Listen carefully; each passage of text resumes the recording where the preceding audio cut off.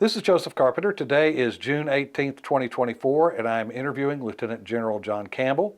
This interview is taking place on the campus of the University of Texas at Arlington, is sponsored by the UTA Department of History and Geography, and is part of the Texas Veterans Project. Thank you for agreeing to be interviewed today, sir. Thanks, Joe, for inviting me. These are really valuable things as keepsakes for the families and the relatives. Yes. Thank you. Yes, absolutely. Tell me, where are you from originally, and talk a little bit about your growing up. Well, I'm originally from Kentucky, grew up in western Kentucky, a place called Henderson on the Ohio River. My dad was a B-17 pilot in World War II, shot down, was a POW, came back, had married mom just before he shipped overseas, came back, went into farming with his father-in-law, my mother's father. So I grew up working on the farm with them, and grew up hearing about his experiences in the war. And back then, as a baby boomer, everybody I knew, all my male relatives were vets of some kind. They'd all served. My uncles, my brother had all served. And Wow. So I knew from an early age that I wanted to be part of that. Where do you fall in the birth order? I'm the oldest, and I said my brother. I was incorrect. Oh, okay. Yeah. Okay. But, yeah, all my uncles and uncles and cousins and neighbors had all been vets. So that was the environment that baby boomers grew up in. Right, right. And so you're the oldest of how many? Oldest of three. Okay. Younger brother and a sister 10 years younger. She was a surprise. Unexpected blessing. Unexpected, yeah. So tell me, where did you go to high school, and what kind of activities did you participate in? I went to high school in Henderson, Kentucky. It's a consolidated county high school. I played a little basketball, played in the band. I wanted to play football, but when you run a family farm, there are a lot of things that you have to do, and I just didn't have time and transportation to be able to make the football work out. But I found enough to stay busy.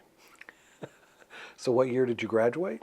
Graduated in '64 and went off to the University of Kentucky. I had a National Merit Scholarship to UK, which was kind of a big deal because we didn't have the money for college. I see. So that was a very important part of my education. What did your father do after the war? What was his?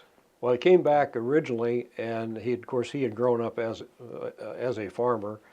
Came back and worked briefly as a county extension agent for the county in Kentucky at Hodgenville, Kentucky, and then worked in a bank, and then had the opportunity to go into farming with his father-in-law, who had a pretty big operation, 3 farms. So we went back to Henderson. And they had remodeled an old house on one of the farms, and that's where I grew up. Fond memories of the farm? Yeah, fond memories. I kept a list of things that I didn't ever want to do for a living, and there were some farming things I didn't want to do for a living, including raising tobacco, which we did. That was the big cash crop in Kentucky back in the day, and it's miserable, hot, nasty work. Right. But as my dad said when I complained, he'd say, "Son, tobacco put you through college, so quit complaining." Right, right.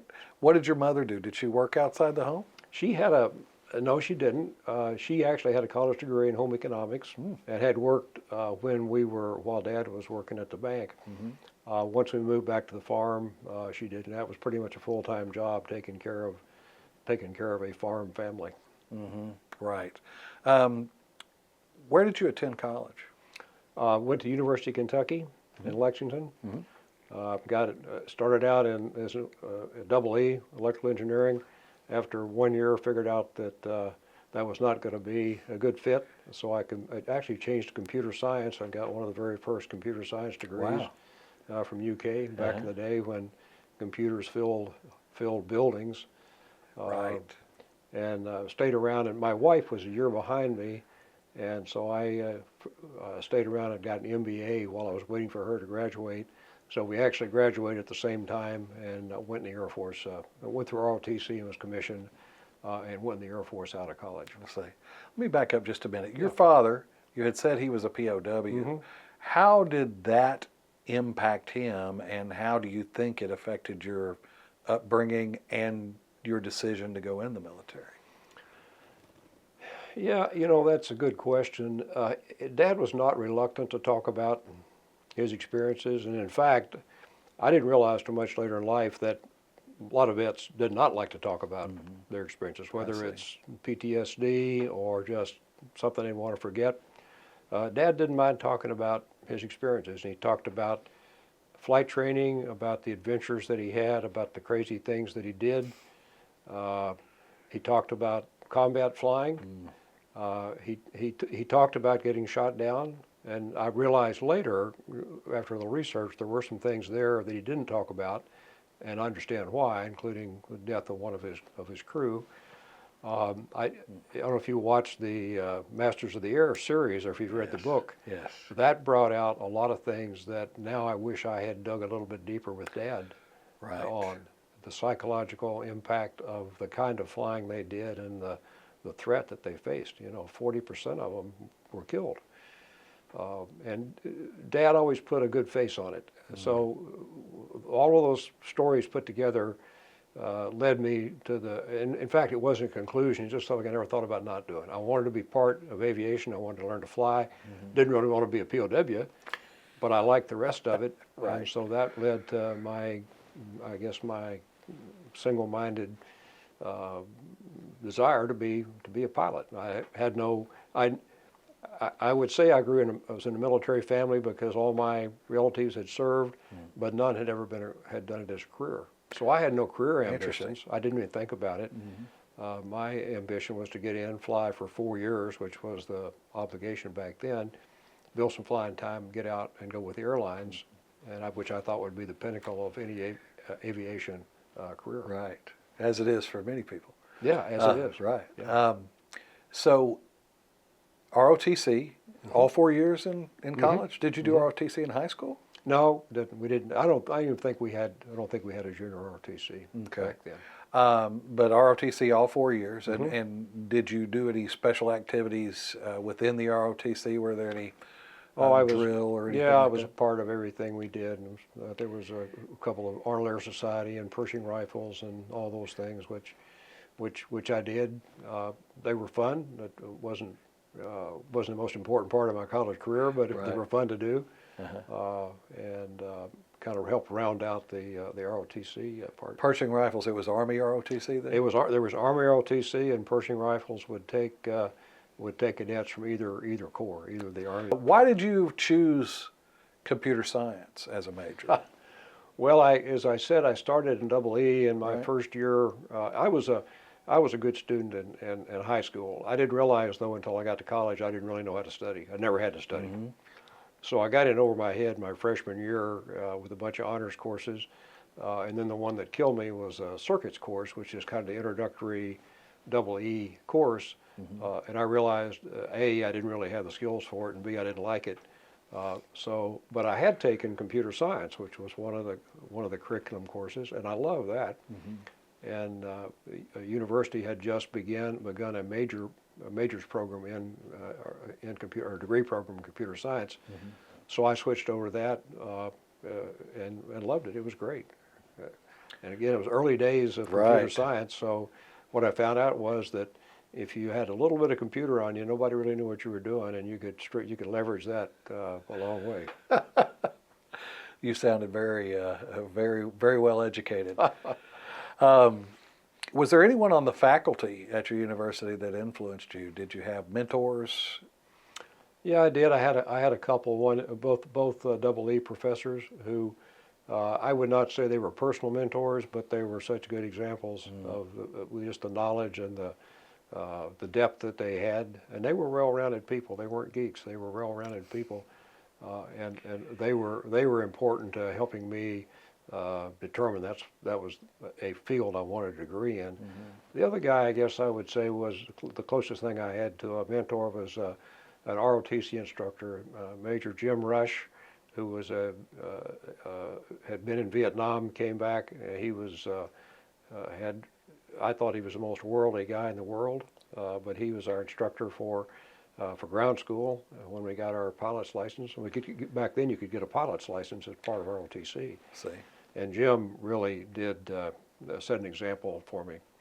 One day I was the cadet group commander, and one day I had not been as diligent as I should have been in discharging my duties, and Major Rush came in one day and said, Campbell, you know, with a great authority comes great responsibility.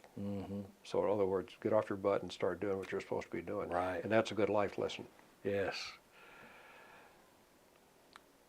I graduated and I was commissioned in December of '69, 19th of December, and I still remember we had been having a Vietnam War protest on campus, and my grandmother had come up for the graduation, and there was tear gas wafting through the room where we were getting commissioned. And so that was the atmosphere on campus back then.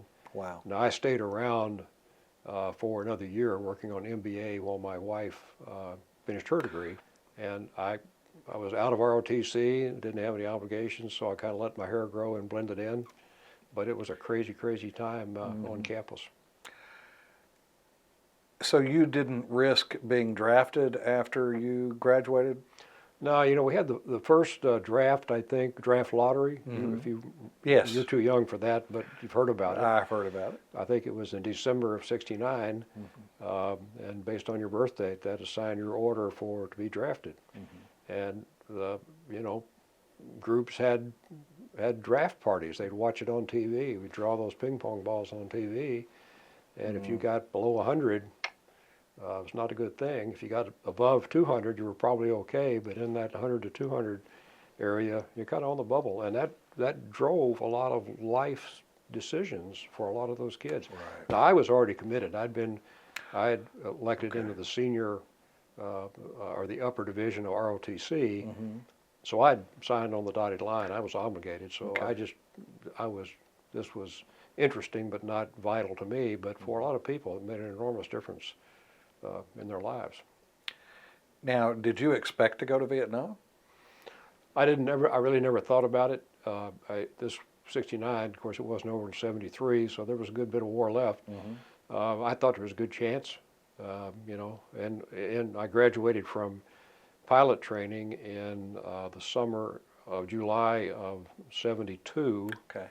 So there was some Vietnam War left, and a few of my classmates did go. I did not. I didn't pick high enough to get a fighter, which is what I wanted. So I was a T-38 instructor, right, and spent two tours during that. So I missed that Vietnam.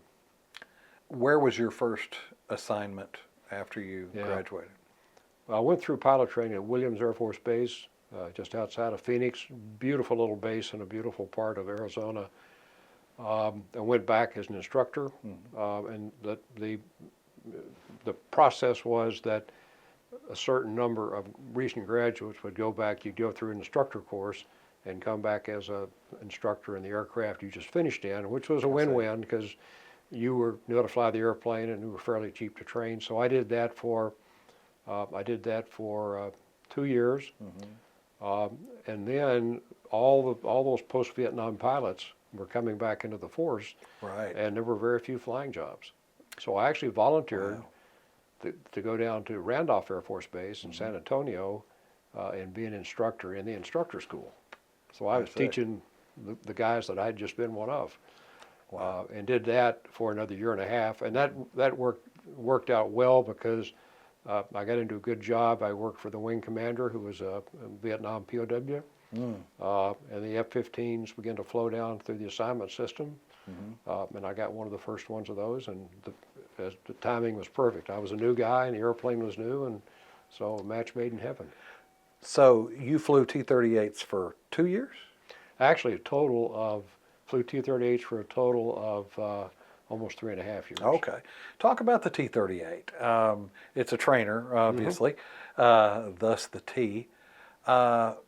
What were some of the problems that you had with that aircraft? Well, you flew two airplanes in pilot training. One was the T-37, which was the primary trainer, straight wing trainer. That airplane almost convinced me I didn't want to fly. Really? It was a horrible little airplane. Really? And I had a horrible instructor, and I worked hard at it, but I thought, boy, this is a lot of work and not much fun. The 38 could have been more different. It's 38 is it's a tandem seating, so pilots in the front and the instructor in the rear. It's supersonic. It's fast. It's maneuverable. It's beautiful airplane. I loved everything about it. And I had a wonderful instructor who was a post-Vietnam guy, had been an F-100 pilot.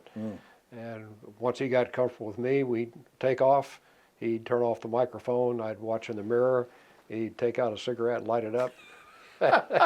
And he had a Band-Aid can he kept in his flight suit pocket. And he'd open the Band-Aid can and tap the ashes in there and put it up. And he wouldn't come back on the microphone until we were headed back for base. Oh, is that right? Yeah. It's a different era back then. Different era back Yeah. then. Yeah.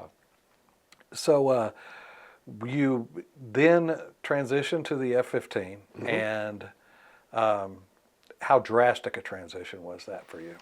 Well, the F-15 was, I mean, it was such an advance beyond anything else we had in the inventory. It really was sort of replaced the F-4. And the F-15, of course, was pure air-to-air mission. Used to say not a pound for air-to-ground. That was one of the lessons out of Vietnam, was that multi-purpose airplanes are not very good at any mission. So that was the F-15. It was a characteristic of modern airplanes is they're easy to fly. You could take an average 200-hour civilian pilot, put them in an F-15 or F-16, they could fly it okay.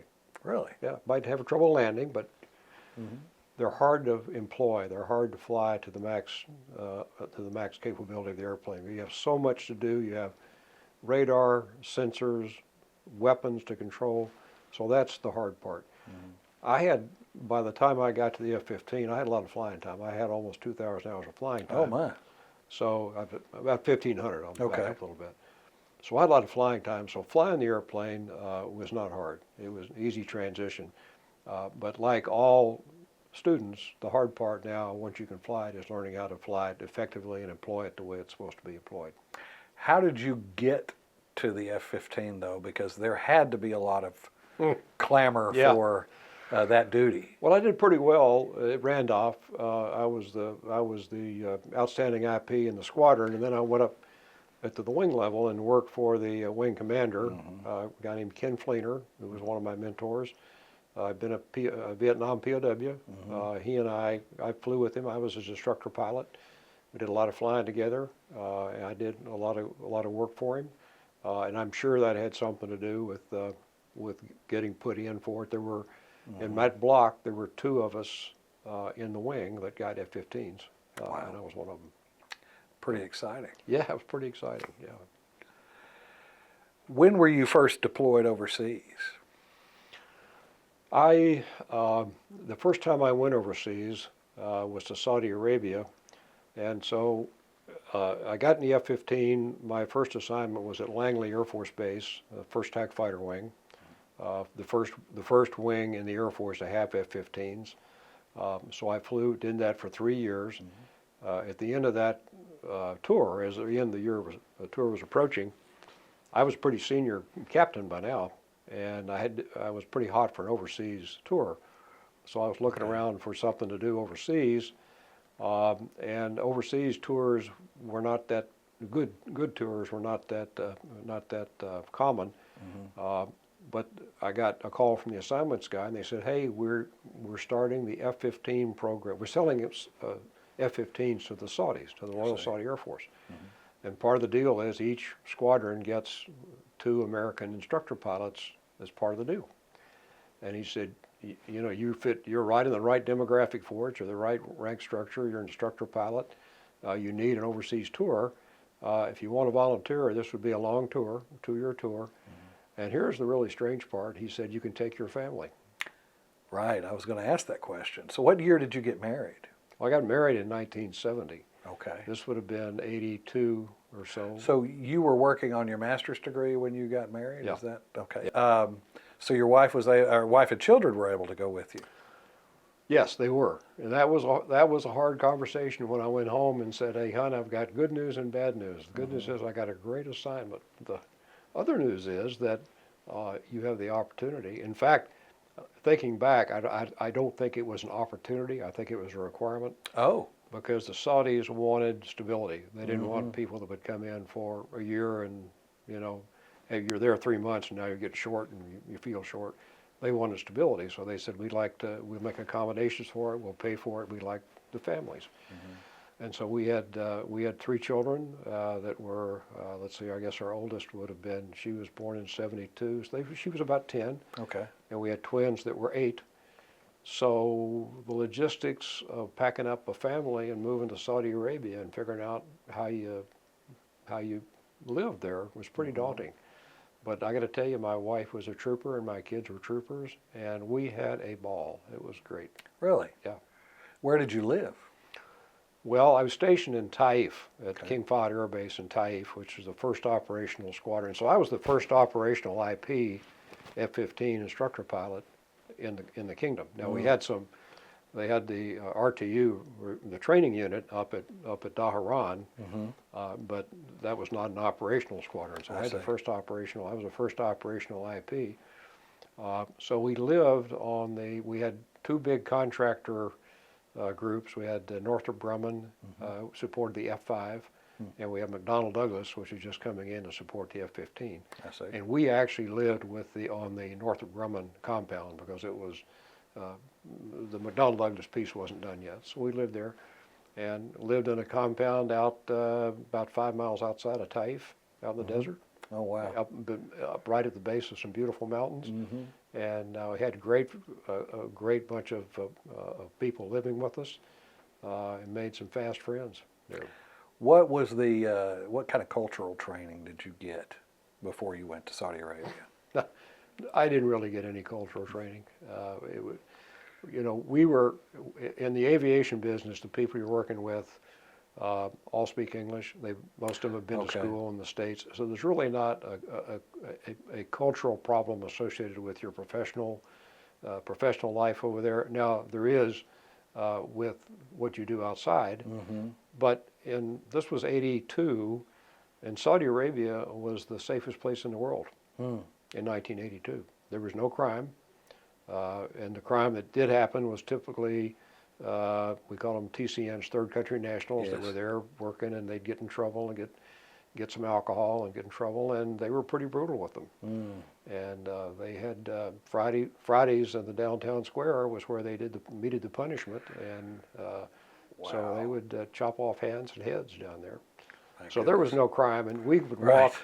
The term for the market is the souk, and we would go walk through the souk, and we'd go down there when we had visitors, and we did occasionally when particularly the pilots who would ferry over airplanes. We would take them down to the souk, and typically by the time we got there, it was late at night, and we'd walk around with $100 bills in our pockets, and we'd buy gold and all that stuff, and never had a bit of a problem with it. And the wife, the gals would do it too. How did the cultural restrictions impact your wife and your daughter? You mentioned earlier in our conversation, and you had been in Riyadh, I think. We tried to stay away from Riyadh just because it was just a big city and we didn't like it. Taif was, the further you got away from Riyadh, the less restrictive things were. I see. Taif was fairly progressive, I guess you would say. When the women didn't drive, so the Northrop compound had a rotating bus. If you needed to go someplace special, you had a driver you could get. So, and frankly, not driving in Saudi Arabia was a blessing. Driving was probably the biggest threat. Right. When they went down to the market, the souk, they would usually throw a black stole, we call it an abaya, throw it over your shoulders, and maybe put a black scarf on just to cover your head. Now, some of the gals refused to do it, and nobody ever really had a problem. But for most of the women, it was more comfortable just to throw on the abaya and a shawl, and then you blend in and had no problems. Right, I see. And by the way, our kids had learned Arabic Oh, really? in school. They went to international school and they taught Arabic. And so the kids learned enough Arabic to, they could go to the market or go out to eat, and they were our translators. How did they like it? They loved it. They loved And it. you said you had a daughter. What were the twins? Boy and a girl. Okay.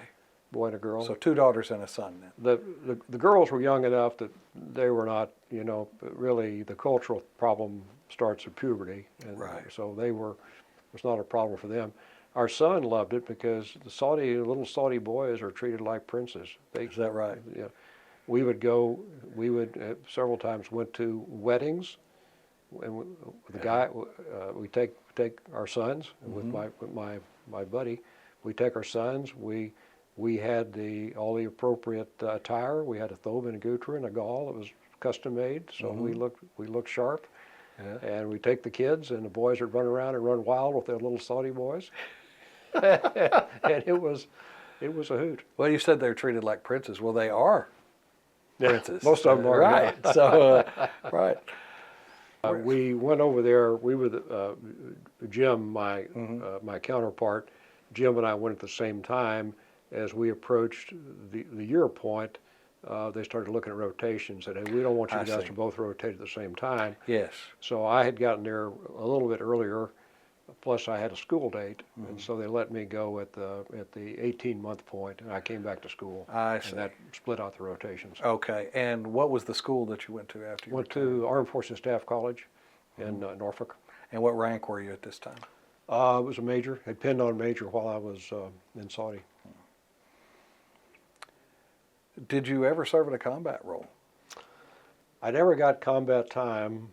But that was a little bit of an issue. I guess we can fast forward eventually to the Aviano. Aviano, I was there from 93 to 95 when we had Operation Deny Flight going on, which was the no-fly zone over Bosnia-Herzegovina. Yes. And that was a UN chartered deal, and UN didn't want it to be termed combat. So we didn't get combat time, but while I was there, we shot down 4 Serbian airplanes. We bombed the Udbina Air Base, which is a big air base there. And Scott O'Grady, who was one of my guys in my wing, Really? got shot down. Yes. So it wasn't combat time, but it was close enough for government work. Right. Yeah. Sounds like combat time. So what was that experience like for you? Aviano was probably the best assignment of my career. Really? Both professionally rewarding and personally enjoyable. I went there in summer 93, and up to then, Aviano had been just a caretaker base. It had hosted, during the Cold War, hosted a nuclear alert facility and had custody of nuclear weapons and that sort of stuff. Post-Cold War, all they had was a bombing range, and so it was a wintertime deployment location where the guys from up north would come down and eat lots of great Italian food and bomb on the bombing range. I see. And I actually had been deployed down there from my previous job at Bitburg back when Deny Flight first began. So fast forward a few months, I was rotating out of Bitburg and got a call one day, and they said, "Hey, you're going to Aviano to be the wing commander."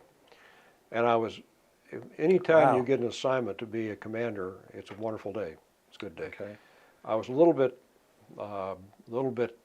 disappointed though, because Aviano at the time, as I said, all it was a caretaker base for the range and the munitions and things like that.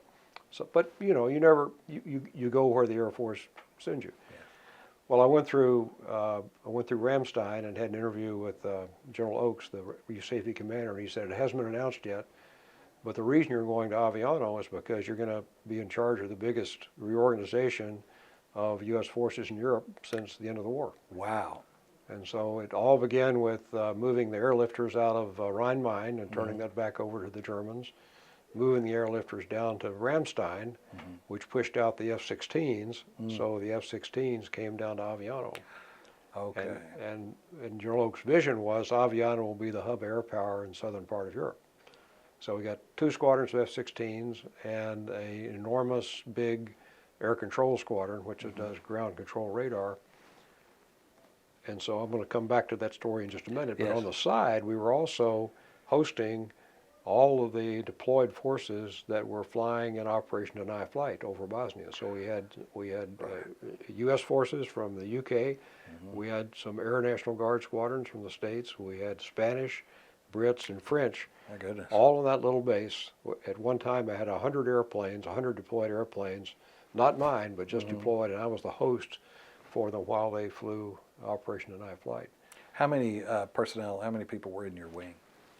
Well, in the wing, we probably had about 3,000, so there were probably about 500 people deployed with those airplanes. But back to the forces that moved down, so we had these 3 squadrons with families, 1,500 people in families. We had no family housing, and we, frankly, USAFE, U.S. Air Force in Europe, were trying to do this on a shoestring, and so we were a little bit, we were tight on money. So making all that happen was hard. I bet it was. Professionally, as I said, professionally rewarding, and we got through it. And the most gratifying part of all that was that when I left, number one, I got promoted to Brigadier General out of it. Oh, wow. And number two, my wife and I got the O'Malley Award for that year. An O'Malley Award is given every year in honor of General Jerry O'Malley, who was killed in an airplane crash. But it's given to the wing commander and spouse who had the biggest impact on the Air Force. Wow. And it's the only award in the Air Force that includes the spouse as part of that. That's great. Yeah. So That's it was great. a very, I was stunned and happy to get it, and so glad that my wife was part of that official absolutely. recognition. Yes, I don't think that they always get the recognition that they deserve because they play an important role. So we did jump ahead a little bit. So backing up, you had left Saudi Arabia. You're going to school. You're a major. What came after your school? Well, the dreaded part of every tour is your staff tour. Of every career is your staff tour. So my staff tour was to the Pentagon, and I worked in foreign military sales. But I worked for the guy who'd been my very first fighter squadron commander, a guy named Ralph Wetterhahn. His call sign was Ajax, and he had a MiG kill in Vietnam, and he was just a hero to all of us young captains. Right. Well, fast forward, I did the Saudi Arabia thing. Ajax is now in the Pentagon running the office where I went to work. He requested me to come work for him. That's so great. I worked for him for a couple of years there.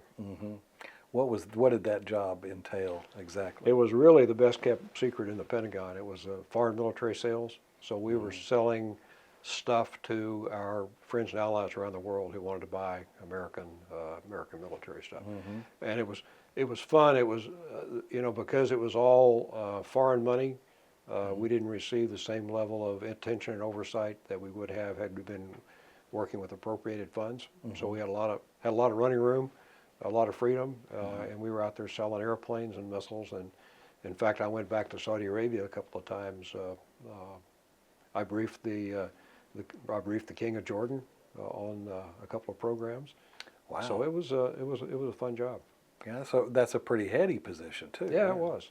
It was. I was my own boss, and I had a couple of programs that I ran, and I had a lot of pretty much authority to do what I needed to do to properly represent them to our customers. How long were you in that job?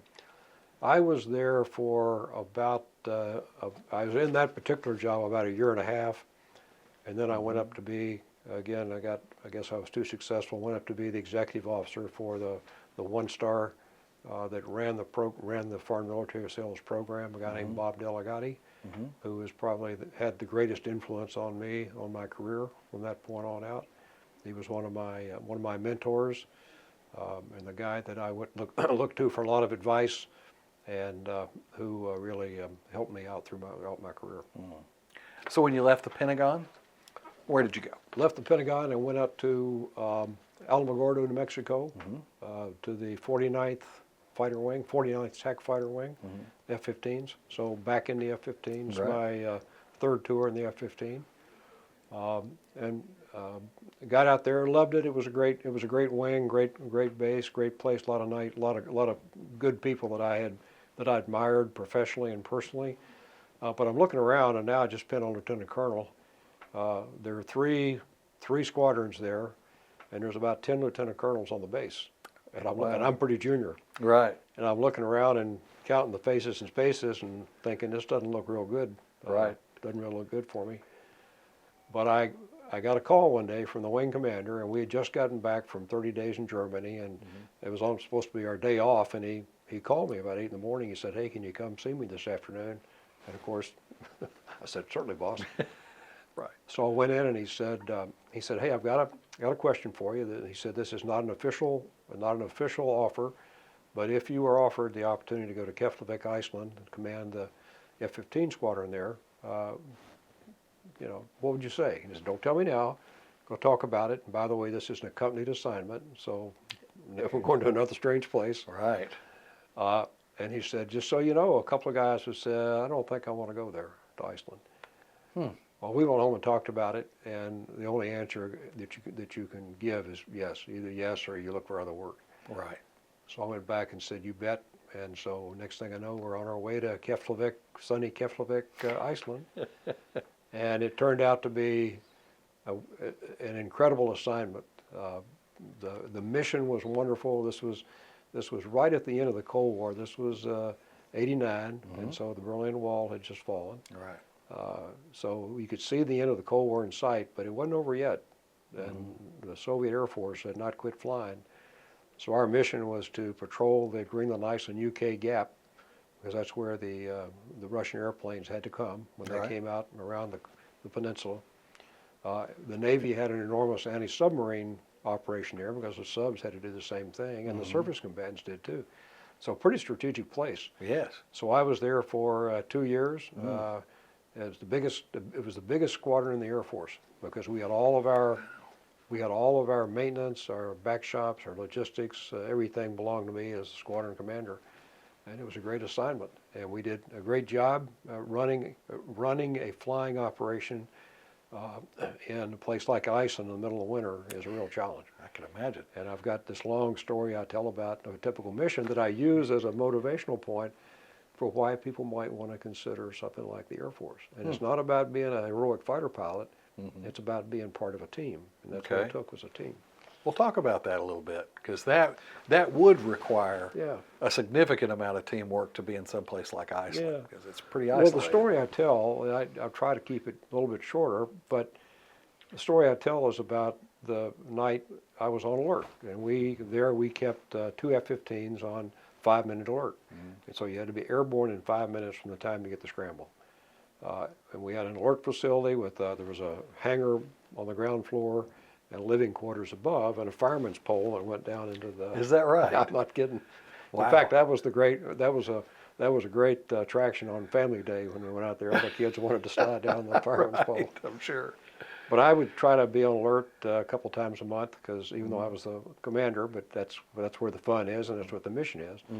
So I was asleep one night, sound asleep. The klaxon goes off, and you roll out of bed, and you have to wear an exposure suit when you fly there because the water's so cold, and you got to sleep in it because otherwise you can't make your 5-minute scramble time. I see. So roll out of bed, pull the neck down, zip it up, put on the G-suit, put on the boots, slide down the pole, run to the airplane.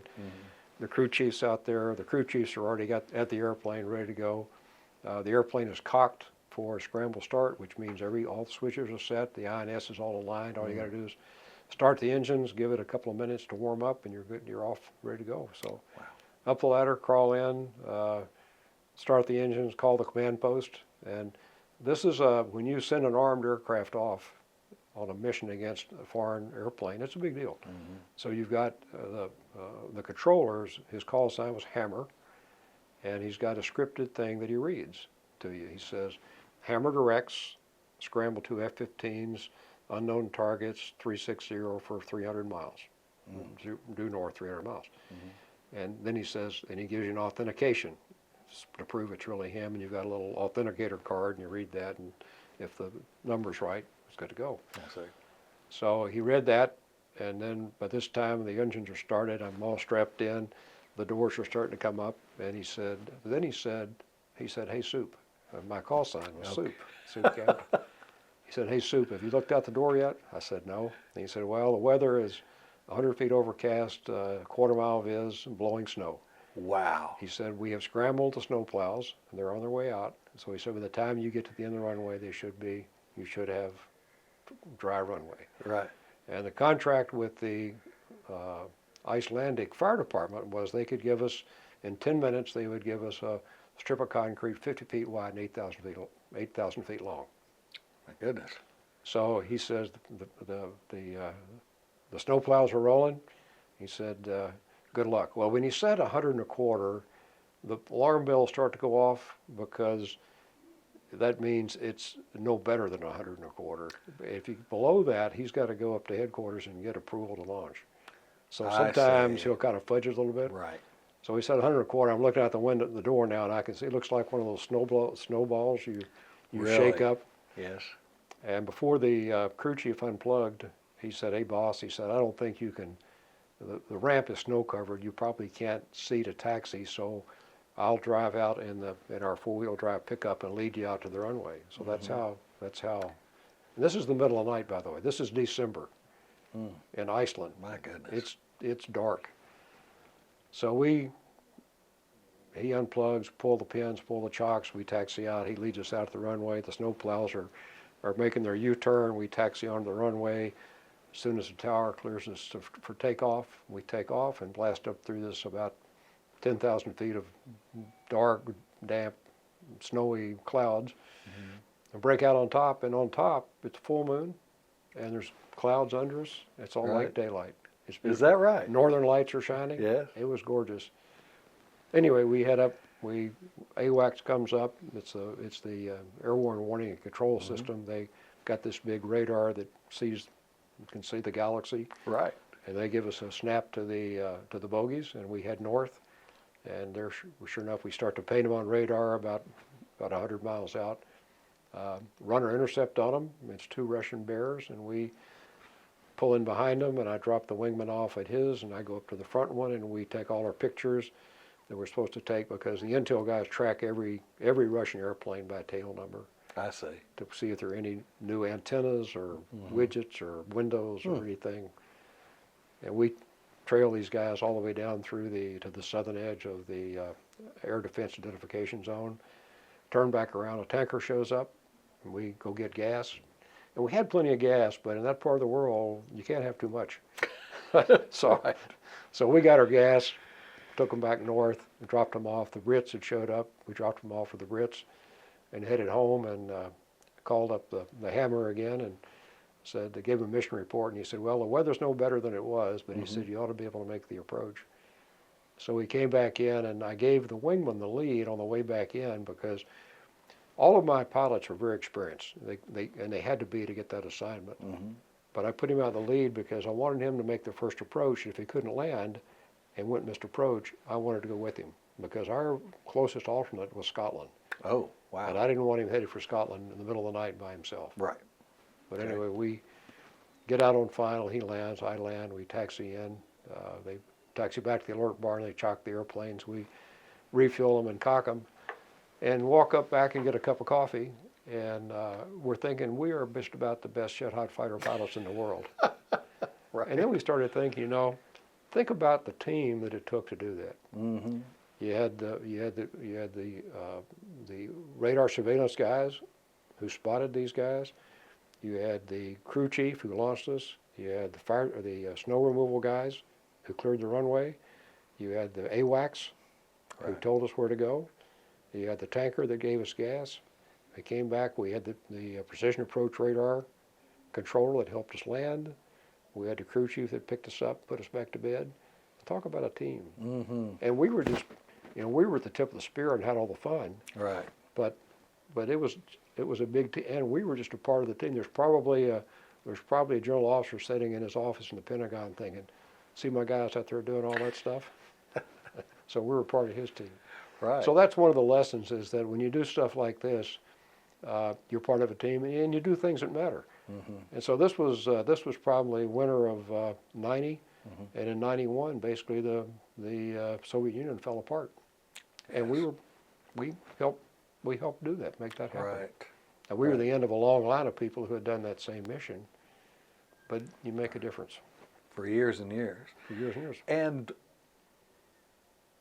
you had a lot of responsibility in a time that seemed to be fairly quickly. I know we're condensing your timeline here, but still, how old were you as a lieutenant colonel? Do you remember? Late 40s, I guess.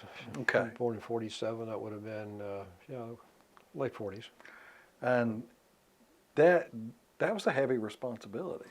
Well, it was, but one of the other things I say, this is not 100% true, but 99% of the cases, anything the Air Force or the military, anything they ask you to do, they will train you to do it. Mm-hmm. And you're selected because you have years of experience. There's a very structured process for selecting leadership, and you're looked at to have the experience and the seniority and the maturity to make good decisions.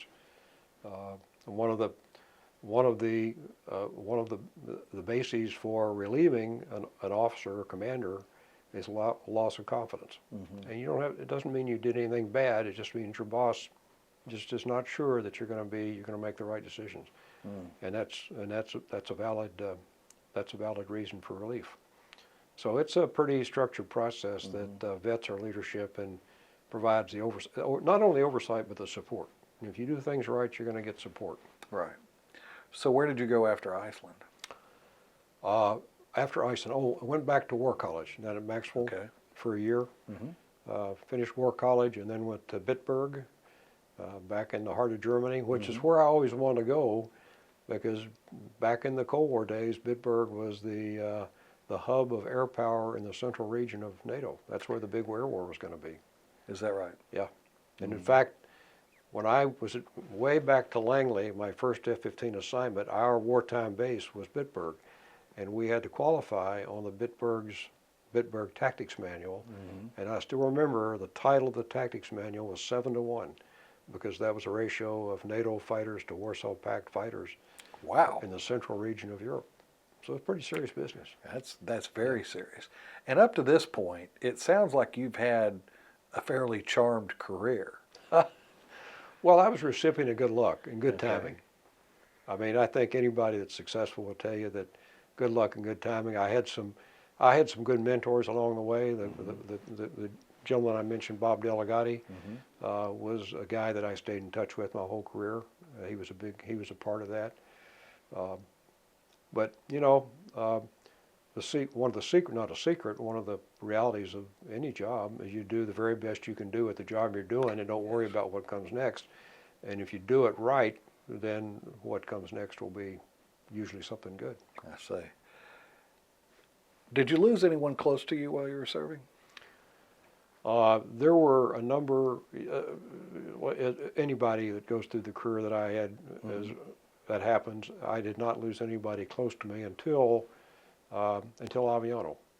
And one of my young captains, in fact, if we had taken a vote, it would have been everybody said, yeah, he's the best guy in the wing, best pilot in the wing. His dad was a 4-star general. Oh my. That didn't have anything to do with him being the best in the wing. It's just that was just the kind of guy he was. And he was killed there. And it was due to G-induced loss of consciousness. Right. Which is a thing that happens when you put a lot of G in the airplane due to a hard turn. And I mean, this is all what the board concluded, because there's no real evidence. But the circumstances lead you to believe that's what it was. He was in a turning fight, made a radio call that said he's just about ready to execute a hard turn, and that was the last call they heard. And he impacted the water, very high speed, no attempt to eject, and I'm satisfied that's what it was. How common was that? Well, it was really common. G-lock incidents were very common, became common when the F-15 came in. And I experienced one that scared me. If it only just through luck that I was not killed in that one. But it became common because the F-15 and F-16 both could put such enormous G-loads on you, and they had the power to sustain those G-loads. Typically in a lesser airplane, once you put that much G on, you induce so much drag, you slow down, and now the G goes away. I see. But with the F-15 and F-16, you can maintain a lot of G for a long time. Hmm. And we weren't aware of it and didn't know how to handle it. Since then, we've done a lot of things. We wear special equipment. Mhm. We always wore G suits, but now the kids wear vests and pressurized helmets. Mm.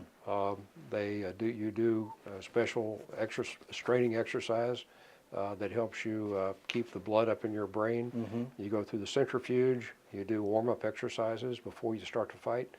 The airplane F-16s now have an automatic part of the flight control system that if it senses the airplane is not being actively controlled, after a few seconds it will take over and return to level flight. Wow. Yeah. So it's we've really bit into that, but it Mhm. still happens. That's an amazing advancement. Yeah, that was a serious problem. Yeah, I'm sure it was. Yeah. So when did you finally hit an unaccompanied tour? Because I know that it had to happen. It didn't. It didn't. I had 4 overseas tours Uh-huh. in Saudi Arabia, in Iceland, in Germany, and Italy, and I had a family with now the kids at the end. The kids are all gone and they're off in college. Yeah, But okay. the wife's there. She went to Yeah. every one. That's amazing. She reminds me of that sometimes. Sometimes not in a good way. Right, I'm sure. But that's amazing. That's very unusual, It is. isn't it? That is very unusual. And I never thought about it till a few years ago when somebody asked me. I said, I never had. Now I had TDYs. Sure. But all the PCSs were all accompanied tours. So what was the longest TDY you had that you were away from your family? Oh, probably 4 or 5 months. It was actually a series of things. Mm. Went to the Middle East and Asia, Mhm. but not. They were kind of inconsequential. They were not combat tours, just Okay. training exercises. I see. And so when you left Aviano, where did you go from there? Well, I got promoted to 1 star out of Aviano, and I went to Tyndall Air Force Base in Florida, Mhm. which is so now I'm back in the F-15. Tyndall is the F-15 schoolhouse, the training Okay. base. Beautiful part of Florida Mhm. on the right down the Panhandle, and went there as the wing commander for the F-15 training wing. Great assignment, and I tell everybody it was a great assignment, but after the excitement and the pace of Aviano, it was kind of it's kind of a letdown. Yeah, I see. Yeah. Yeah, I can imagine Yeah. that would be. Yeah. Talk about going from colonel to brigadier general, because that's a big step. Not too many people are doing that. Yeah, it is. It's the selection rate. Selection rate is, I think it's like 4% or something. A lot of it is luck and timing. Mhm. I've sat on boards for selection boards later, and when you see it from the other side, you realize how much of it is luck and timing. Now, the senior raters, have a lot of say, and they rank. Each rater will rank all of his colonels, I see. and if you're not, you pretty much got to be the top colonel in the to get promoted. When I got promoted at Aviano because I was the wing commander there. It was probably the toughest job in the Air Force, and I was working for a guy who was later Chief of Staff of the Air Force at the Oh, time, wow. Mike Ryan, and he rated me, and that's how I got promoted. My goodness. Going to flag rank is a big step. The Air Force does a lot of work with you. You go to they call it charm school. It's an Air Force school where you spend I think it's a month basically traveling around the Air Force, getting briefed by everybody. In fact, traveling overseas, basically acquaint you with the Air Force, how the Air Force operates and what we got. And then there's another school called Capstone, which is a joint school, so Capstone classes are made up of new flag officers from all the services. I see. And you spend, I think that's 6 weeks. And again, now the objective is to learn how the joint force operates. Right. And also to make the acquaintance of other of your peers from other services. And that's really a valuable thing down the road when you can pick up the phone and call your capstone classmate and say, here's what I need. Right. Because these are the same guys who are up and comers in the Yeah, in the other they're the services. up-and-comers out the other services. Right. Yeah, Right. That makes sense. yeah. This seemed like a very stressful career up to this point, and I know that it doesn't get any easier going forward. But up to this point, how did you deal with stress, and what was that like for you? Well, number one, as I said earlier, there's a lot of responsibility, but it's not like you just stepped into it cold. Right. It's something that you train for your whole career. You have the skills, and you're selected to do that job because you have the skills, and you have a lot of support. So you still have to make decisions, and you're held accountable for those decisions.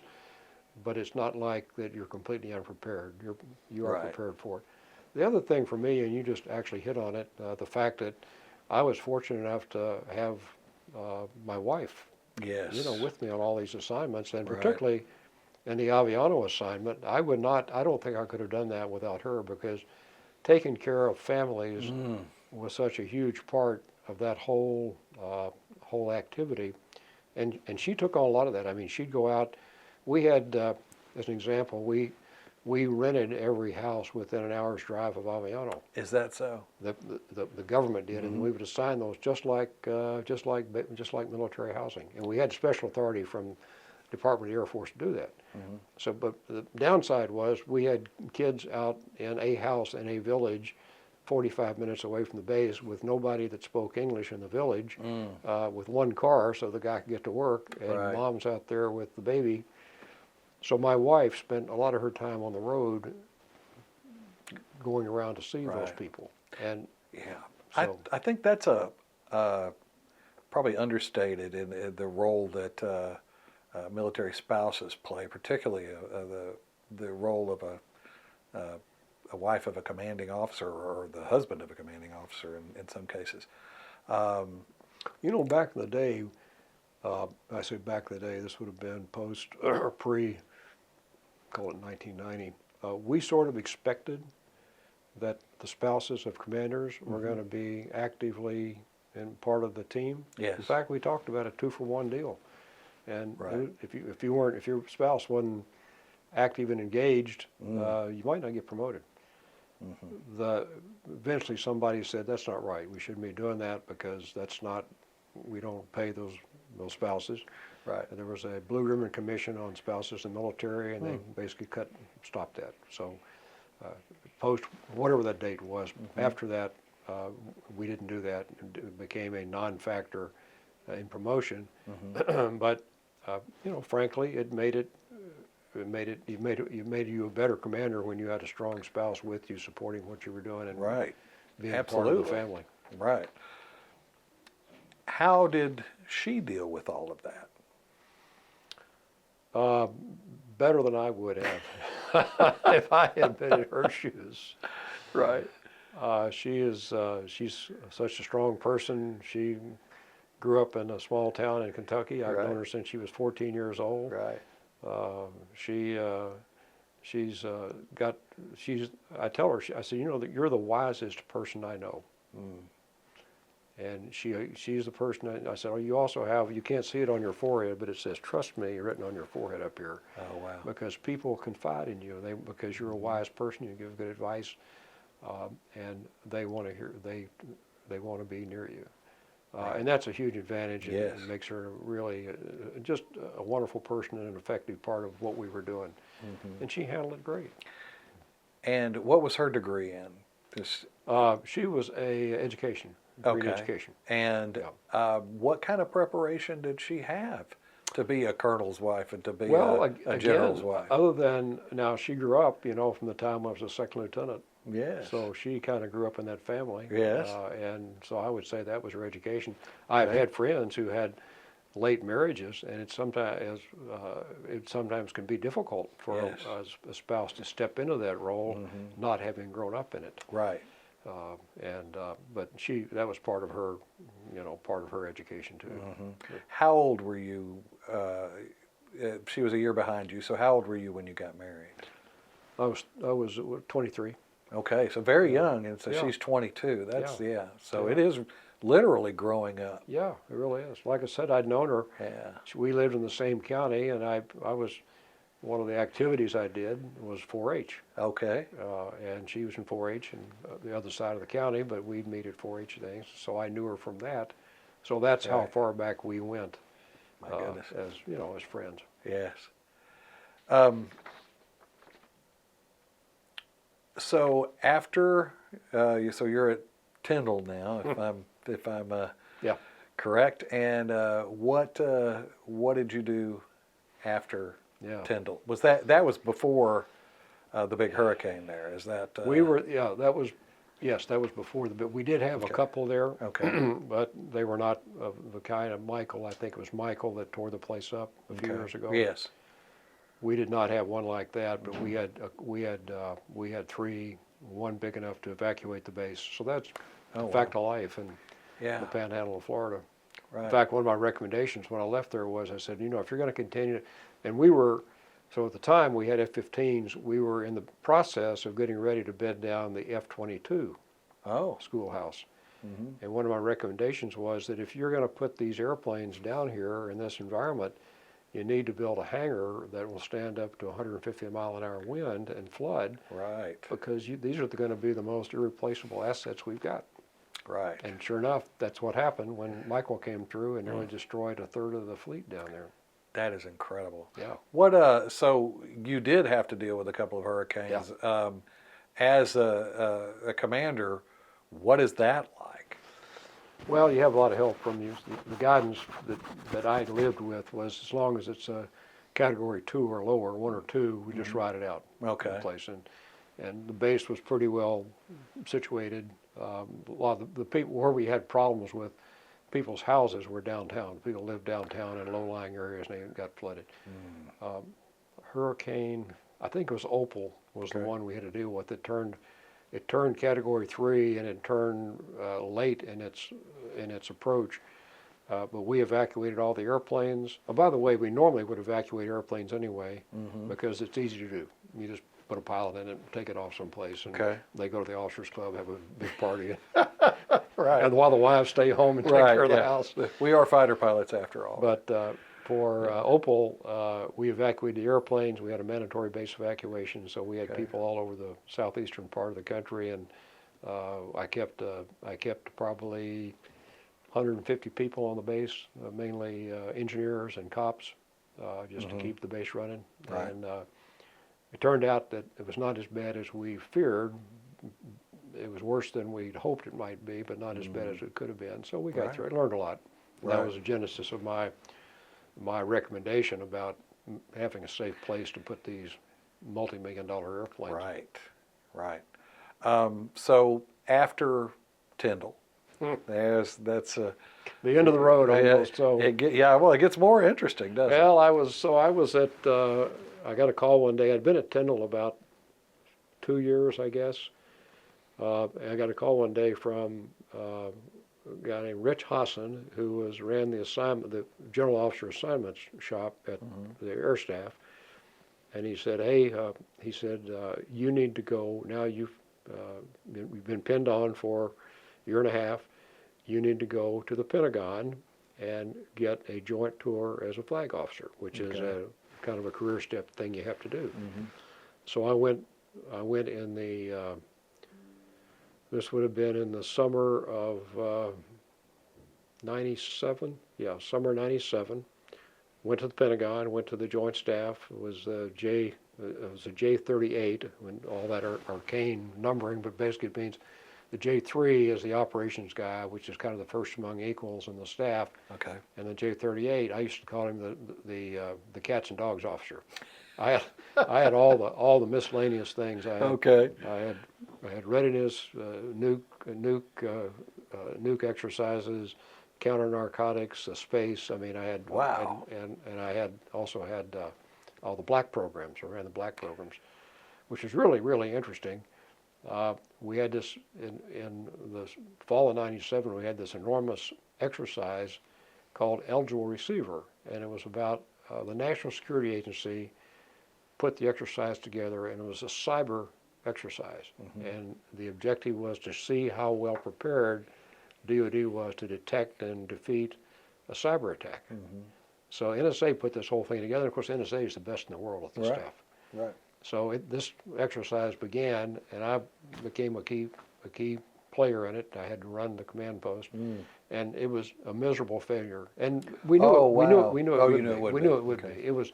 This was all set up just to demonstrate that we were not prepared. Right. Okay. So I also ran the after action on it, and one of the recommendations was that we have observation was we have no entity in the government in DoD that actually watches for cyber attacks and has the authority to do things to defeat them. I see. Because services of all the infrastructure belongs to the services. Yes. Services are all doing their thing in their little stovepipes, and nobody Right. sees the big picture. So we put together this concept for an entity that could do that, and it later became U.S. Cyber Command, which today is Okay. 20,000 people. Wow. My goodness. We put together the initial concept for that, and then they said, well, we need somebody to run this. So they said, you know all this stuff, why don't you go run it? Right. So I did that for another year and a half. Okay. And I was How long were you I at the learned a lot. Pentagon during this I time? was total of 3 years at the Pentagon. Okay. So, and by the way, that guy, that Rich Austin, the guy called me up, he said, 2 years, you're going to be back out in the field. So I'm kind of waiting for the phone call. Right. And one day Rich Austin calls. Uh-huh. And he said, how you doing? I said, great. And I'm waiting, and he said, well, the chief, meaning the chief of staff of the Air Force, Right. wants you to go to Langley and interview for a job. Well, Langley, if you're an Air Force guy, Langley is Langley Air Force Base, Right. Home Air Combat Command. So I'm thinking, oh man, this is great. Right. And he said, not so fast, General. He said, it's the Langley that's 5 miles up the Potomac River from where you're sitting Right. at the Pentagon. It's CIA. CIA Langley. So I went up and interviewed with Director Tennant, and there had been a senior flag officer out there since Desert Storm to mediate between CIA and DoD. And that normally had been an intel officer, so I was surprised to go interview, and then really surprised to get selected. But again, you go where they send you. Right. So I went up and interviewed with, or talked with Director Tennant again, and he gave me a pretty broad charter. He said, you can have access to any program that we do. You can go in any room in this building. You can read any document. You can go to any meeting. You can visit any site in the world. And I didn't appreciate what a big deal that was until much later. But I tried to take advantage of it. So I got there in summer 2000, and life was good until 2001. And after 9/11, then it all changed, and we got involved in the wars. Right. So when did you pin on your second star? Well, I pinned on my second star probably would have been it was at the Pentagon, so probably 98-ish. Okay. And then I was, if you know how those things work, promotions to 1 and 2 stars are just like any other promotion. You get selected by a board. Promotions to 3 and 4 are not automatic. They go with the job. Oh, I see. So when I went out to CIA, the agreement between CIA and DoD was, we'll have at least a 3-star flag officer out here. So when I got out there, I was the guy. Oh, So I got, see. got my 3rd star. So you got your 3rd star there. Now, when do they start requiring congressional approval? I think all flag promotions require congressional approval. Normally, it's just done and they approve a list. I see. Approve them as a list. Occasionally, there'll be 1 or 2 they'll call out. For the 3 and 4 stars, they may have to go testify and to be approved. I didn't have to do that. One challenge was just making sure that each combatant command had the right representation, and we had an office that worked for me that just worked those relationships. We would send tailored teams out to each combatant command depending on what their needs were, to make sure they had connections back into the CIA. That was kind of a broad brush thing. The thing that I spent a lot of time on, which turned out to be, maybe predictive, was the counterterrorism program. See. Because even before 9/11, we knew that Bin Laden and Al Qaeda were a pretty big deal. You may remember there was actually an attack on the World Trade Center in '93, which was a Bin Laden Al Qaeda operation. There were the attacks on the embassies in '98, I think, and then the attack on the coal in the harbor in Yemen in 2000. So all that stuff was attributed to Al Qaeda and Bin Laden personally. So he was on the radar, and there were a lot of things going on that to work that problem. I got in, as I said, I got there in the summer of 2000, and as I got into the counterterrorism piece of it, got involved in a program to target his training camp in Afghanistan. And the idea was, backtrack a bit here, during the war in the Balkans, we had used the Predator UAV a lot for reconnaissance. And in fact, we were getting real-time streaming video right from the theater off the Predator. Right. So some of the smart guys said, we got these Predator things, the Air Force has got them, said, what if we took a Predator and stationed over there in a country around Afghanistan? We know where the training camp is. It's down at Kandahar at a place called Tarnak Farms. We have enough intel on the ground to know when Bin Laden is at the camp. We know he's an observant Muslim. We know when prayer time is. We know where the mosque is. Why don't let's fly this thing around, do what we can, and if Bin Laden shows up, we'll send it down to Tarnak Farms and see if we can get some video of Bin Laden. Right. So we did. And in September of 2000, we got some real-time video of Bin Laden at Tarnak Farms. Wow. And that was a piece of video that's called the Man in White video, and it got enormous attention in Washington, as you can imagine. The frustrating part was here we had enemy number one in our crosshairs and didn't have anything we could do about it. So that the Predators were not armed? they weren't armed. They were strictly reconnaissance. Okay. So, and we said, well, what about TLAMs? But TLAMs take a long time to mission plan and get there. TLAM? I'm sorry. It's a Tomahawk land attack missile. Oh, okay. All right. A cruise missile, basically. Yes. And there were a lot of other options, but none of them could respond in the time frame we needed. So that began the discussion, though, between CIA and the Air Force about putting some kind of weapon on the Predator, so if this happened again, we'd have a weapon. I see. And I was involved in that, and that took place in the winter and spring of 2000, 2001, and we did. We put the Hellfire missile on it. We tested it out. We developed the ConOps for how we'd operate it. I led a couple of tabletop exercises to figure out how you actually do the command and control, and on what do you base the decision to shoot? What evidence do you need? And that's recorded in a couple of books. And then so we got the thing done. We proved it would work, and then we got into what I call the hard part, and that is all the policy and legal stuff you got to get through. So that took place in the summer of 2001. We finally got on the 4th of September of 2001, a week before 9/11, we got approval to send the airplane and the missiles back to its site close to Afghanistan, but not to fly on our mission until we got some of those other questions sorted out. And then, of course, a week later, 9/11 hit, and the only question was, how fast can you get that thing in the air? Right. So we flew it all through the war, and it did just great work. Saved a lot of lives, in fact, I have a whole presentation I do on the Battle of Roberts Ridge, where there were 2 Medals of Honor awarded, where the Predator played a big part, and got the only Staff Sergeant John Chapman, who got the only Air Force Medal of Honor since Vietnam, was part of that operation, but his teammates were saved because of the Predator shot.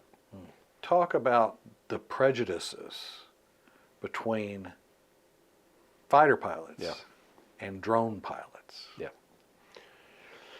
Well, the whole issue of who flies the drones. Drones not really a good term. We've tried a lot of things. We tried unmanned aerial vehicles Yes. for a while. Yes. The Air Force realized that was a mistake because somebody in Congress said, "Oh, unmanned, you don't need pilots." Good. Well, they can save a lot of money there. Well, you need, for a typical Predator sortie, you need 6 people. You need 3 pilots and three systems operators. Oh my goodness. And an F-16, you need 1 guy, the pilot. So I see. that's not a good argument. Right. So now I think we call them remotely piloted vehicles or Okay. remotely piloted aircraft. Okay. But the issue is who flies them. And in the beginning, they were always rated pilots, and typically didn't have to be, but as far as I know, almost always fighter pilots, and they would do that as additional duty. Okay. And of course, it's kind of fun for about 10 minutes, and then after that, Right. it gets to be not so much fun, and they'd rather be flying their F-16. Sure. Now, there's an argument that you need a guy like that in certain situations because he's got the air sense and the situation awareness to make good decisions.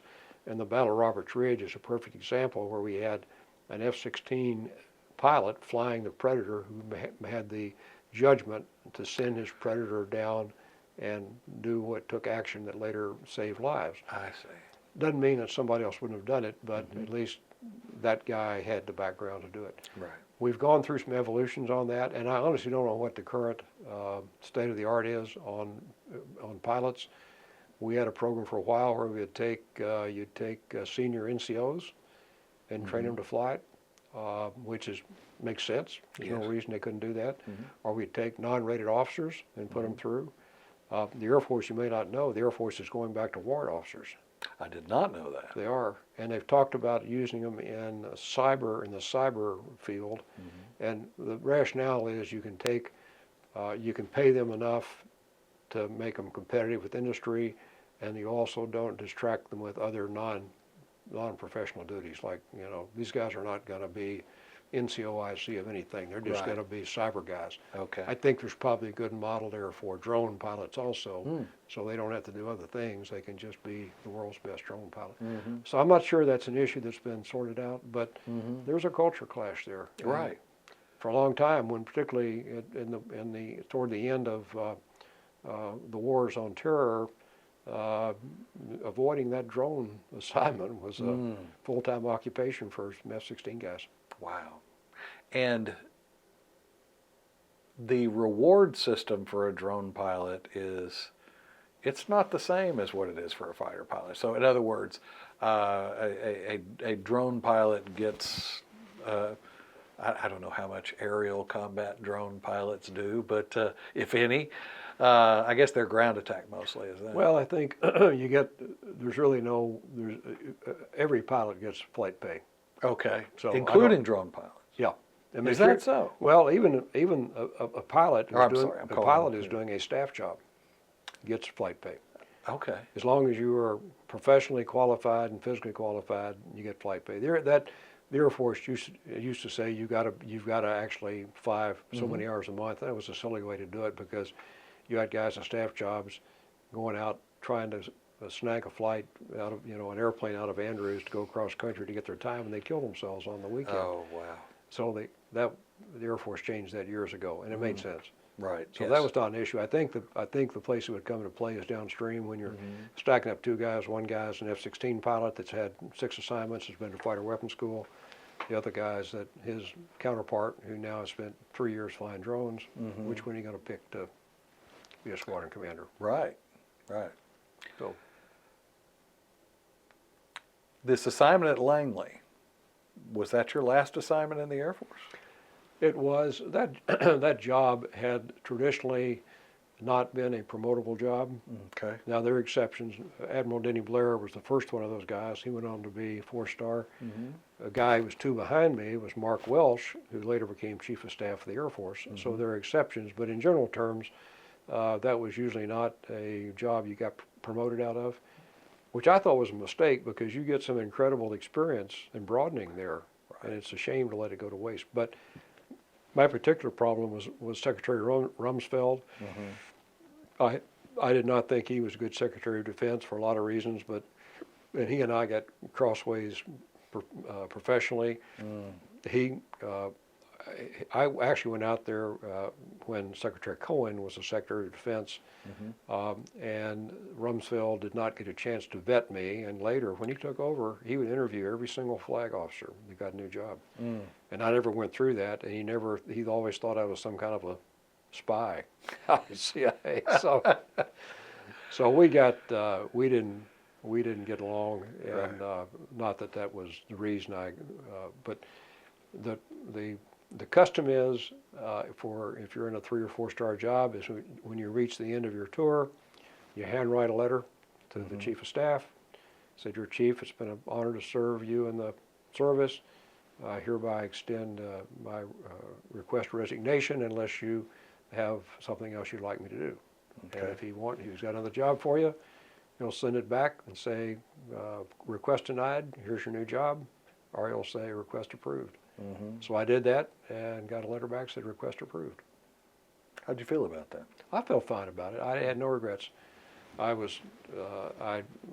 you look back at 32 years of service and all the good stuff I got to do. Yes. I was just a farm boy from Western Kentucky raising tobacco and hating it. Right. And so this was a lot further than I ever thought I would get. So I looked at it with great delight. And you did have a charmed career. I did. And I did. just luck. I would say luck. I'd say a lot of luck, timing, because sometimes, as an example, I got in the F-15 when it was new.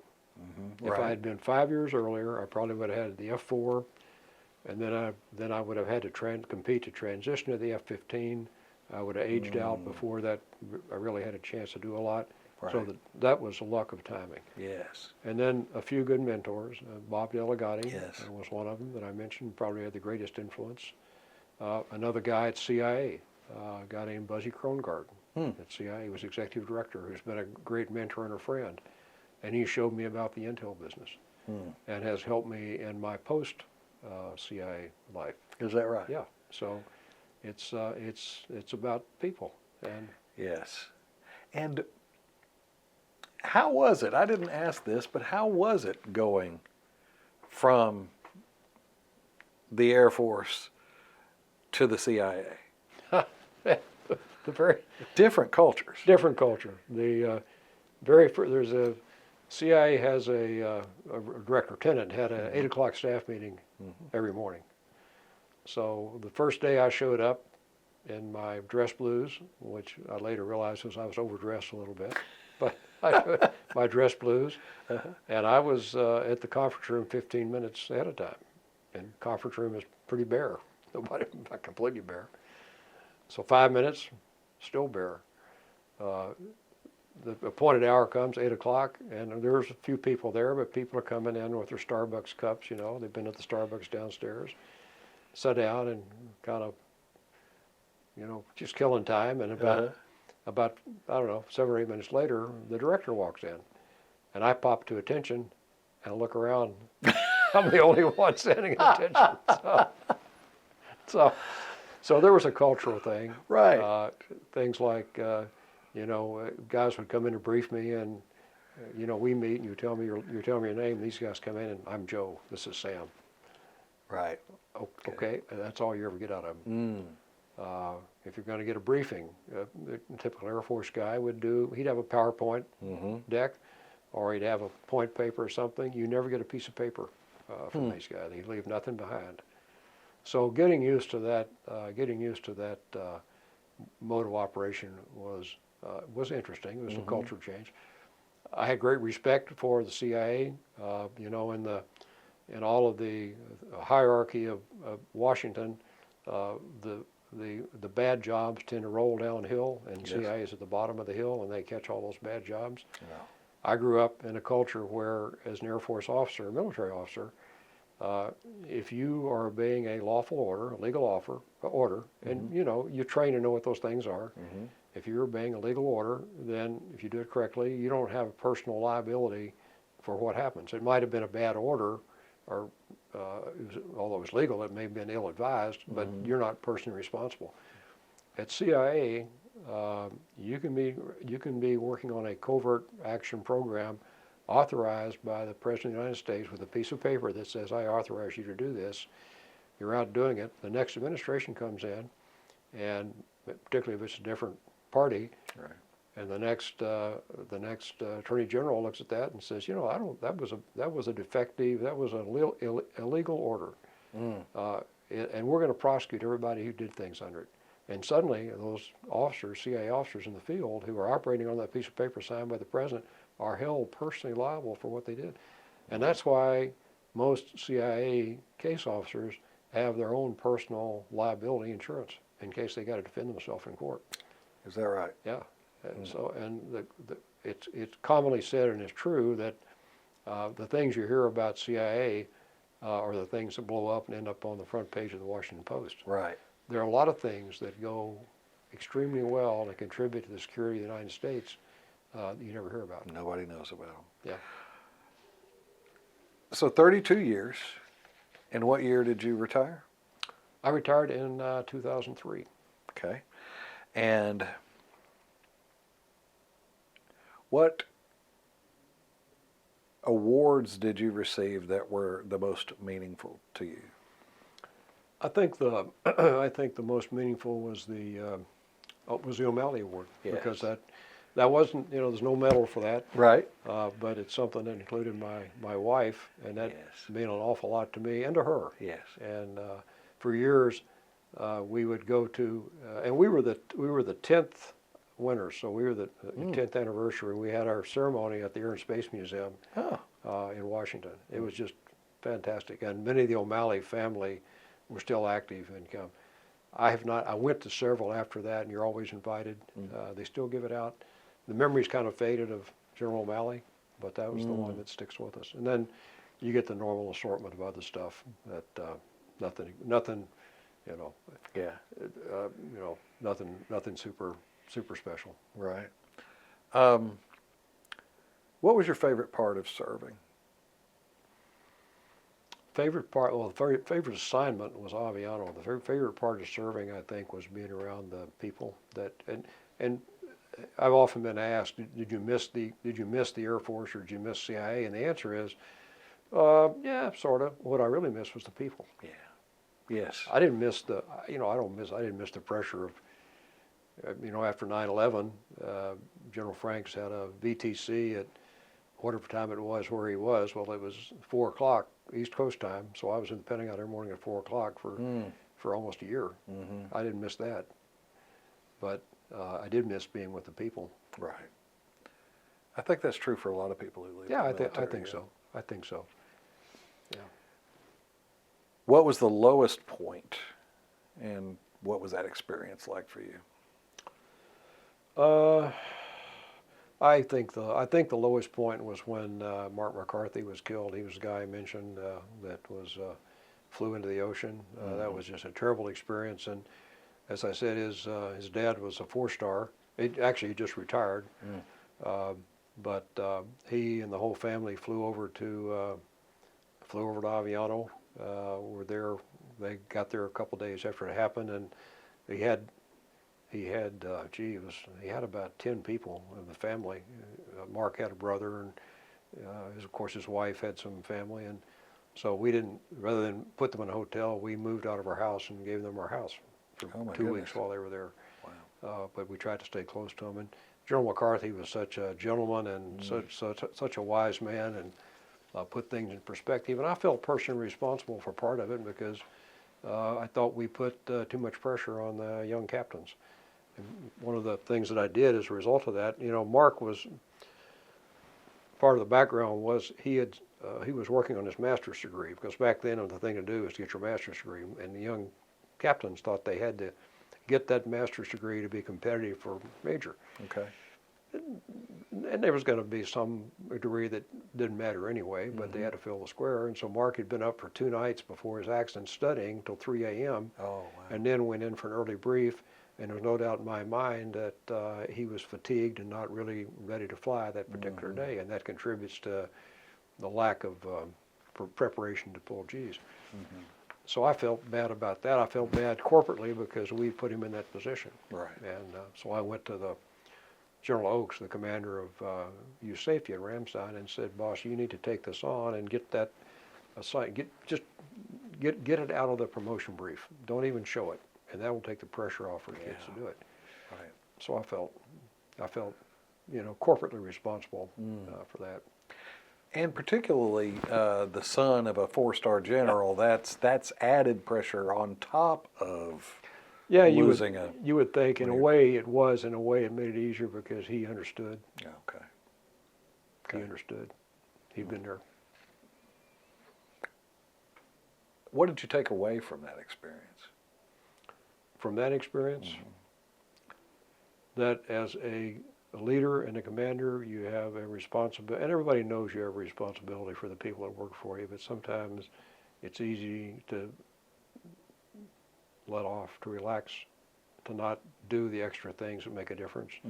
And Mark wasn't the only one guy who was staying up late studying for his master's, so that's one small thing. Right.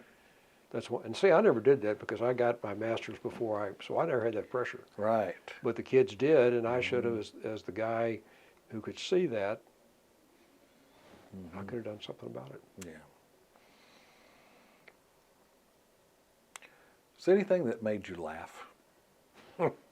Yeah, lots of stuff. I'll tell you. Anything you could tell me about? I'll tell you a great story about Okay. when I retired. I mentioned that Secretary Rumsfeld and I had not really gotten along, and he just because he was just to be ornery about it, he would never get around to assigning a replacement for me. So I think it was kind of he and George Tenet did this anyway. I think it was just kind of a way to annoy Tenet. So Tenet said, "I'll tell you what, when you retire," he said, "you retire on Friday, come back on Monday, and I will swear you in as an SES 5, and you can do the same job, except you wear a suit as a civilian." So I did. I came back on Monday morning and stood up and took the oath, and so I was actually a civilian officer of CIA for a few months. So, but to go along with that, when I went over there as a DOD officer, I didn't have to go through all the wickets that you normally would if you're going in as a civil servant. Go back, I got to do that stuff, including I got to take a lifestyle polygraph, I've got to do a psychological eval, and I've got to do a physical. So Monday morning I get sworn in. Tuesday morning at 7 o'clock, I'm in this anonymous gray building in downtown McLean with about 40 20-somethings sitting in this room. They're all terrified. I'm laughing because I know I've got to do this stuff. Right. And it's just filling a square. So my first appointment was a psychologist, and he was an Air Force, been an Air Force psychologist. So we're sitting there drinking coffee, and I said, are you going to analyze me or anything? And he said, no. He said, please, just don't tell me that you hear voices. And I said, does that happen? And he said, oh yeah. He's like, sometimes. He said, now we're the first stop, first place that these kids land. And he said, I had this kid from Valdosta, Georgia, who came in. I said, well, son, congratulations. Why do you want to join the CIA? He said, well, I heard voices tell me I need to go join the CIA and kill communists. Oh. Said, okay, thank you. Right. Next. Right. So that was just a funny sideline. Yes, that was not you. Yeah.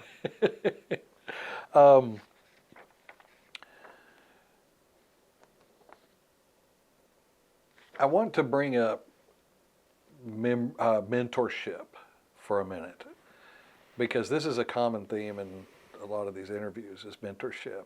What role, and I think I know the answer to this, but what role did mentorship play in your career? Well, it played a critical role. Sometimes people get confused between mentors and people who play favorites.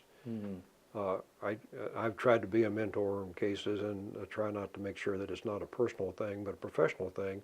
And you see a young person with talent that's going to be good for the company, and you want to bring that along and nurture it and try to make them get better. and I think that happened to me several times. My first mentor was the wing commander at Randolph, who asked me to come work for him, and I'm sure he had a role in getting that F-15 assignment. Now, I don't think that was an unfair advantage, because he could have picked any captain in the wing. Sure. The next mentor was probably that first F-15 squadron commander, Ralph Wetterhahn, a MiG killer who taught me how to fly the F-15, and then turned up a few years later and took me up to the Pentagon, and gave me a good job up there, and helped me succeed in that job. And I still talk to him. He's out in California as a gold miner up in the Sierra Nevadas, and an author. And then Bob Delegati, who was my boss in the Pentagon, and later when I was at Aviano, he was the vice commander of U.S. Air Forces in Europe. And he was the guy I would go to when I needed something to get done. And he was actually the guy who saved my flying career a few years earlier, when I had a little bit of a medical problem. And he had a chat with a flight surgeon, and they managed to find a waiver clause. And without somebody to go to bat for you, Right. I'm pretty sure I would have been grounded. Right. So those are at least 4 mentors. And then CIA, a good friend, Buzzy Krongard, who showed me the ropes up there, who I still talk to once a week. And I'm going to go to D.C. In fact, in October, he's going to be honored by CIA for his lifetime achievement. I'm going to go to that. So, yeah, mentors are critical, and family's the other thing. And I mean, you've heard my story. You know what my wife, how involved she was in my career. That doesn't happen to everyone. Right. I'm probably a pretty mediocre, average kind of guy, but with the with her support, I think it made me a lot better. Right. What have you done since you left, 2003? Since you left the Air Force, you worked a few months at the CIA. What came after that? Yeah, then I worked in the D.C. area for about 10 years. Worked for 2 different companies. The last one was a satellite company that they were sort of in the startup stage, and I worked with them. And still, after I retired, was still on their advisory board for years. I just quit that in September. Not that I didn't like it. I love the people. Yes. But at the point where I didn't think I was bringing much to the for the team, for what I was getting out of it. I see. But I do a lot of community work. I do a lot of work for the Air and Space Forces Association. Right. I'm running a national task force to help recruiting right now. Doing just local charity work. Got 2 or 3 veterans organizations that I'm involved in. I'm going over to see the mayor of Arlington about about a Veterans Day parade here in a minute. So, talk about the recruiting challenges that the Air Force is having right now, and what are you doing? What are you proposing to help deal with that? Well, there's two main factors in the recruiting challenges, and I think I mentioned earlier that Air Force, Navy, and Army all missed their goals in 23. Air Force not as bad as the other 2, but still missed the goals. There's 2 big factors in the recruiting challenges. One is that only 23% of the kids of service age can qualify to serve. They have physical fitness issues. They can't pass the physical tests. Got medical problems. They've got past history of drug use or run-ins with the law or other issues that disqualify them. So that's 23%. So 3/4 of the kids of service age aren't even qualified to serve. There's not a lot that AFA and I can do about that. The other problem, though, is that only 9% by survey, only 9% of the kids have any propensity to serve. Now, propensity is it's a recruiting term, but it means interest and knowledge in serving. Only 9%. So you run those 2 percentages against each other, the pool gets pretty small. Yes. So I think our position is that AFA can help that propensity problem. Part of the problem is today that most kids of the Gen Z generation have never met anybody that served. They've never met a veteran, they've never talked to a veteran, and probably the same applies to their parents, because they're a generation removed from the baby boomers, Right. where everybody knew a veteran. Yes. Most of your dads are veterans. Mm-hmm. So a byproduct of the all-volunteer force is that you have this increasingly small circle of self-selected people who serve, and there's kind of a moat around that, and the rest of America doesn't get involved. So what we're trying to do is get the word out. Our message is to veterans is tell your story. Get out, take the opportunity to tell your stories to the Rotary Club, to schools, to particularly to schools, to civic organizations, and just let people know what being a veteran is all about. Another part of the problem is that all the news you hear about veterans is always negative. Mm-hmm. It's veterans that are disabled or have PTSD or homeless or jobless or commit suicide. So Yes. all of the macro level coverage is negative, and we've got to tell a better story about service. And we just have to. I mean, my main theme is that service is an obligation of being a citizen in a democracy. Yes. What other veterans organizations are you involved with besides the Air Force Association? Military Order of the World Wars, Okay. Military Officers Association of America.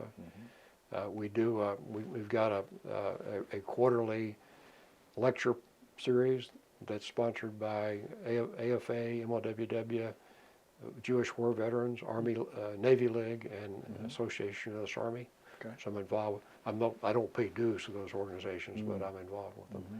So it's and then you got the VFWs and American Legions and all those folks too. So we're wrapping it up in the last few questions here. So would you serve all over again? Yeah. I think you know the answer to that. I think I did. I had so much fun, Yes. and none of it was planned. None of it was planned. Right. What impact did the Air Force have on your life?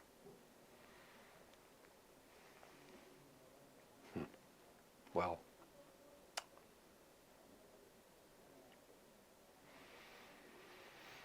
it gave me everything. It did. Yeah, I probably would be farming in Kentucky. Right. Yeah, right. It did. I saw the world. Yes. What advice do you have for young people who are entering the military today? Well, I think number one, as I said, don't get wrapped up in thinking about a career. Just do the best job you can at the job you're doing, and the career will take care of itself.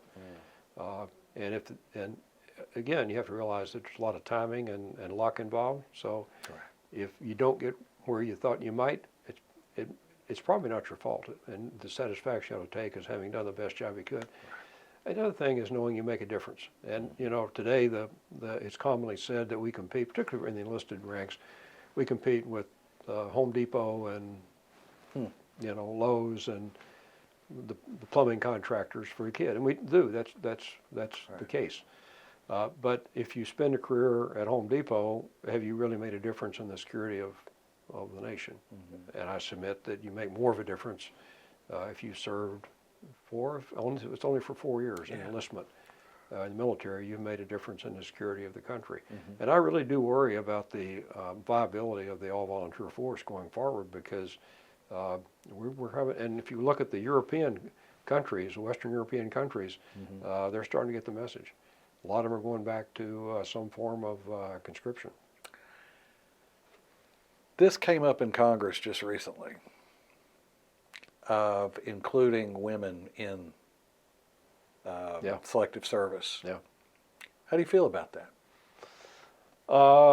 Well, I think that it's the fair thing to do. The reality is we don't need all the people that, if you went to a conscription model, you don't need all the people that you have available, so how do you make the selection? I think you'll find both sides would argue for and against equitable and inclusion of women. One side would say they just dilute the force and make it less strong. The other side would say that's not a fair thing to do, and women deserve the same opportunity. So I think you can make an argument either way. But I do think that that I would hope that the kids of service age, both men and women, see that that's an important thing to do. And you know, not everybody's got to be a fighter pilot or a ranger or a SEAL. Right. There's lots of other things you can do in the military, or even not in the military, for national service that make a difference. Yes.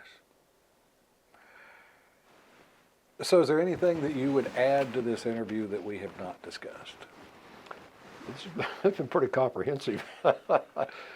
No, I just, as I said, I've gotten really worried about the future of our military. I worry about deterrence is a product of national capability and national will, and I think that we are projecting the wrong image of our national will. I mean, let alone capability. That's more of an objective measure, but a subjective measure is national will. And I worry about, I think from the outside, we'd probably be seen as a country that's at war internally with ourselves. I worry what signal it sends when we kind of seem to be keeping Ukraine on the string, not willing to give them the substance to fight. They're using the weapons that we bought to fight the Russians, so why not give them the weapons, let them fight the Russians? That's only one example, but Yes. the overall assessment of our will concerns me. Well, I want to thank you for agreeing to be interviewed. I want to thank you for coming to campus No, and being interviewed. It's been my pleasure, and it's been very interesting. Yeah. Thank you so much. This has been a great day. I enjoy it. Thank you. Thank you very much.